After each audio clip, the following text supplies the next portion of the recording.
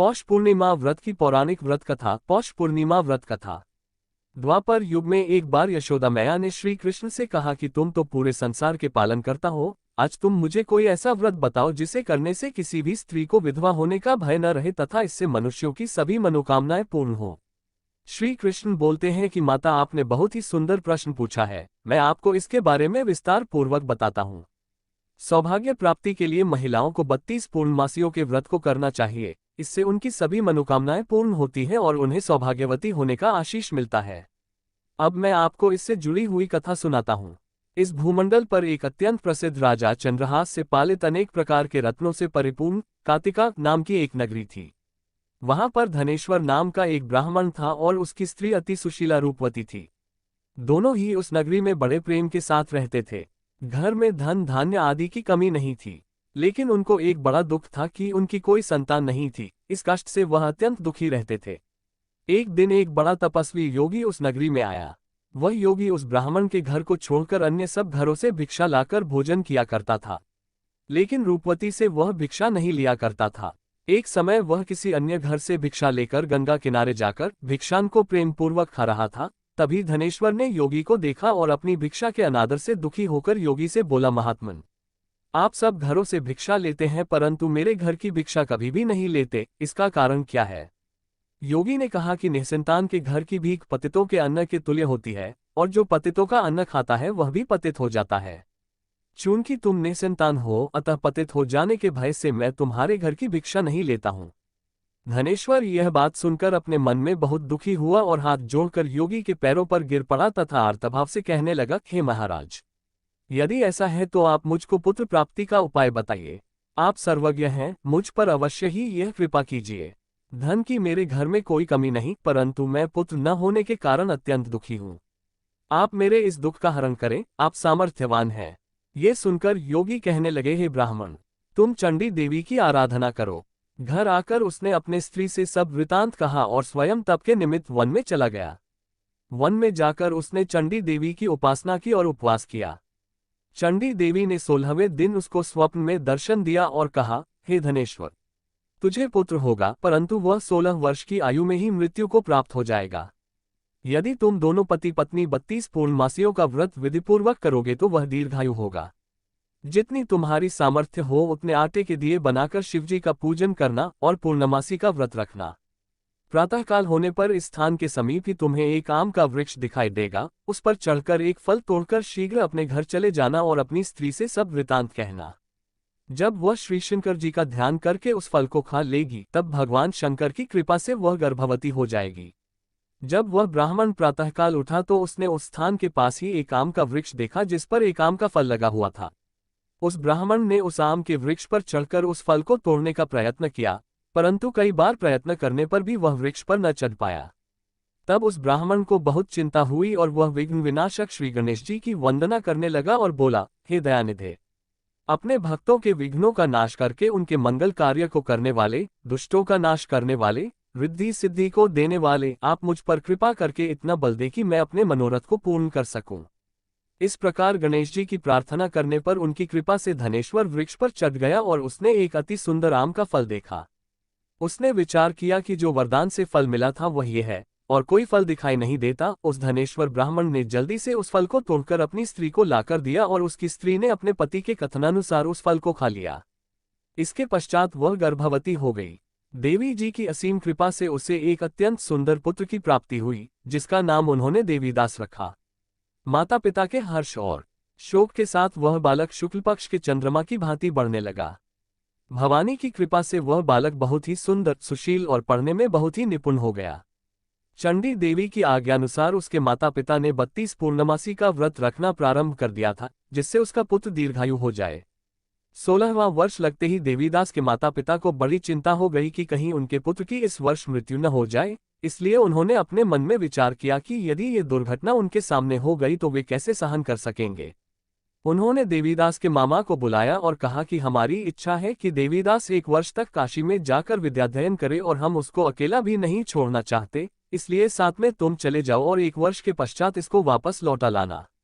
सब प्रबंध करके उसके माता पिता ने काशी जाने के लिए देवीदास को एक घोड़े पर बैठाकर उसके मामा को उसके साथ विदा कर दिया। धनेश्वर ने अपनी पत्नी के साथ अपने पुत्र की मंगल कामना तथा दीर्घायु के लिए भगवती दुर्गा की आराधना और पूर्णमासियों का व्रत करना आरंभ कर दिया। इस प्रकार उन्होंने 32 पूर्णमासी का व्रत पूरा किया। कुछ समय पश्चात एक दिन वह दोनों मामा और भांजा मार्ग में रात्रि बिताने के लिए किसी ग्राम में ठहरे हुए थे। उस दिन उस गांव में एक ब्राह्मण की अत्यंत सुंदरी, सुशीला, विदुषी और गुणवती कन्या का विवाह होने वाला था। जिस धर्मशाला के अंदर वर और उसकी बारात ठहरी हुई थी, उसी धर्मशाला में देवीदास और उसके मामा भी ठहरे हुए थे। संयोगवश कन्या को तेल आदि चढ़ाकर मंडप आदि का कृत्य किया जा रहा था, लेकिन लग्न के समय वर को धनुर्वात, एक वायुरोग जिसमें शरीर धनुष की तरह झुककर टेढ़ा हो जाता है, हो गया। इस कारण वर के पिता ने अपने कुटुंबियों से परामर्श करके निश्चय किया कि ये देवीदास मेरे पुत्र जैसा ही सुंदर है, मैं इसके साथ ही लग्न करा देता हूं और बाद में विवाह के अन्य कार्य मेरे लड़के के साथ हो जाएंगे। ऐसा सोचकर उन्होंने देवीदास के मामा से जाकर बोला कि तुम थोड़ी देर के लिए अपने भांजे को हमें दे दो, जिससे विवाह के लग्न के सारे कृत्य सुचारू रूप से हो सके। तब उसका मामा कहने लगा कि जो कुछ भी कन्यादान के समय वर को मिले वह सब हमें दे दिया जाए, तो मेरा भांजा इस बारात का दूल्हा बन जाएगा। ये बात वर के पिता ने स्वीकार कर ली और उसने अपने भांजे को वर बनने के लिए भेज दिया और उसके साथ सब विवाह कार्य रात्रि में विधिपूर्वक संपन्न हो गया। पत्नी के साथ वह भोजन न कर सका और अपने मन में सोचने लगा कि न जाने ये कैसी स्त्री होगी। वह एकांत में इसी सोच में पड़ गया तथा उसकी आंखों में आंसू आ गए। तब वधू ने पूछा कि क्या बात है, आप इतने उदासीन व दुखी क्यों हो रहे हैं। तब उसने सब बातें जो वर के पिता व उसके मामा में हुई थी उसको बतला दी। तब कन्या कहने लगी कि यह ब्रह्म विवाह के विपरीत कैसे हो सकता है। देव, ब्राह्मण और अग्नि के सामने मैंने आपको ही अपना पति बनाया है, इसलिए आप ही मेरे पति हैं। मैं आपकी ही पत्नी रहूंगी, किसी अन्य की कदापि नहीं। तब देवीदास ने कहा, ऐसा मत करिए क्योंकि मेरी आयु बहुत कम है, मेरे पश्चात आपकी क्या गति होगी, इन बातों को अच्छी तरह विचार लो।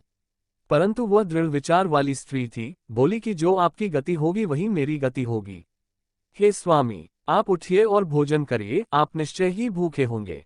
इसके बाद देवीदास और उसकी पत्नी दोनों ने भोजन किया तथा शेष रात्रि वे सोते रहे। प्रातःकाल देवीदास ने अपनी पत्नी को 3 नगों से जड़ी हुई एक अंगूठी दी, एक रूमाल दिया और बोला, हे प्रिय, इसे लो और संकेत समझकर स्थिर चित हो जाओ।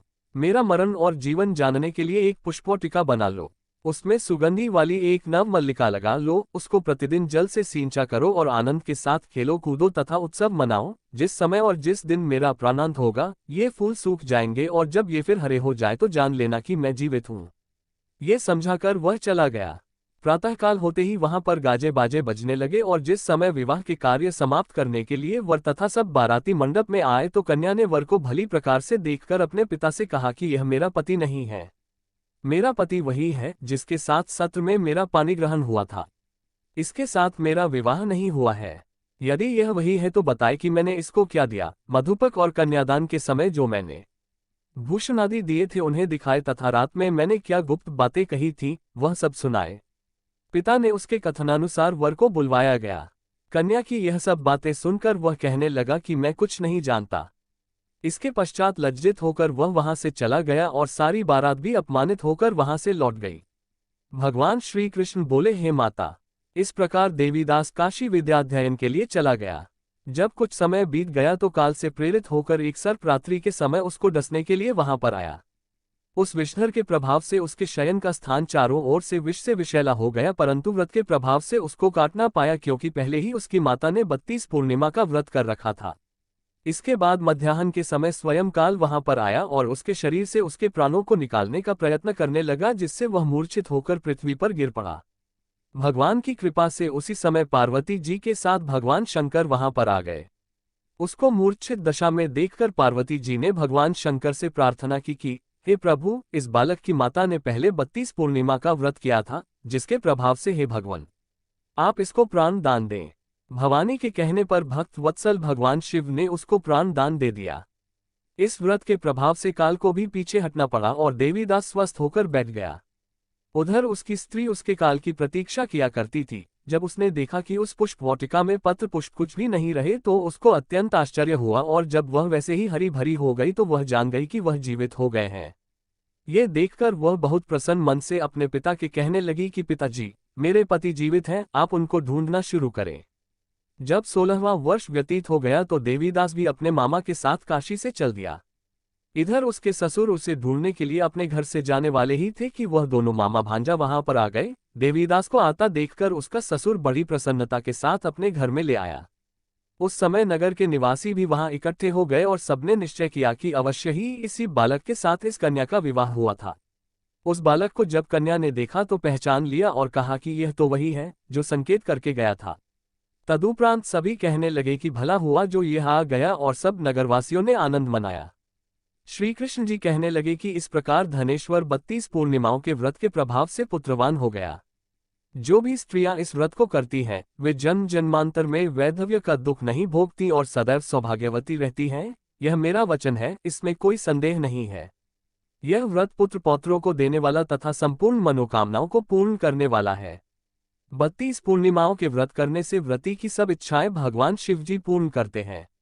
इस प्रकार पौष पूर्णिमा की यह कथा हमने आपको सुनाई। ये पौराणिक कथा सुनने मात्र से व्रत करने जैसा फल मिलता है।